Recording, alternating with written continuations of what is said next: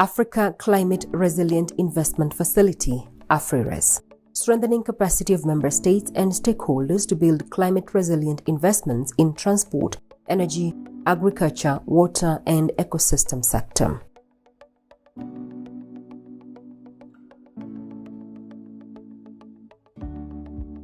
Now, research was done whereby it was found that 16% of students, if they were educated on climate change education, then this would have 19 gigaton reduction in greenhouse gas emissions.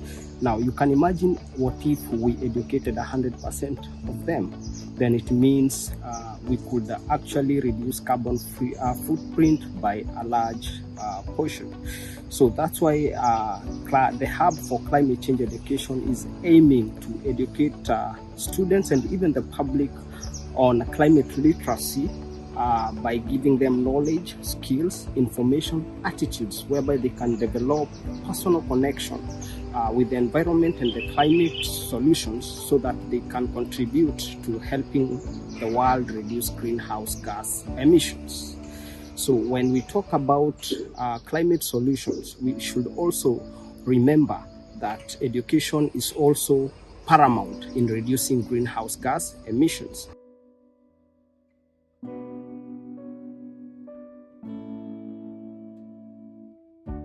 They need to know about the future, where they are heading. Global warming, floods, we are looking at heat waves. So these are world they are going to live under those conditions. But how can they live in such a world? Yet they don't have the skills, they don't have the knowledge to actually adapt and help in developing climate solutions to make the world a better place for them. So that's why we are saying education is important for them. Let them have the knowledge. Let them know the world they are being ushered into. Let them have the knowledge and skills that when that time comes, we have agents and future generation that can combat climate change through education.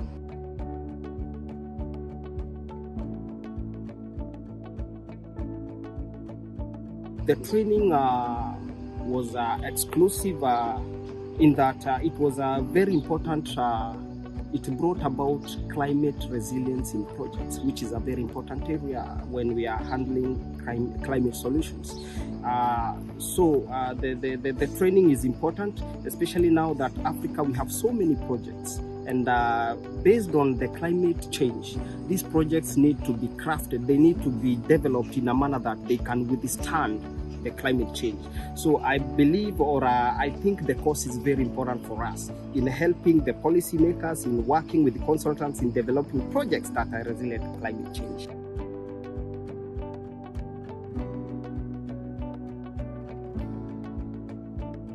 The education that I've found here, especially the case study projects, they will be important in helping share ideas to the students.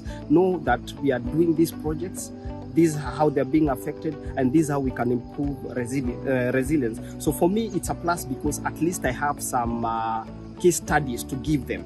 They can learn that we have these projects in Africa. You can see how they are being affected, and this is how we intend to do resilient. So for me, it's an evidence for them to learn from.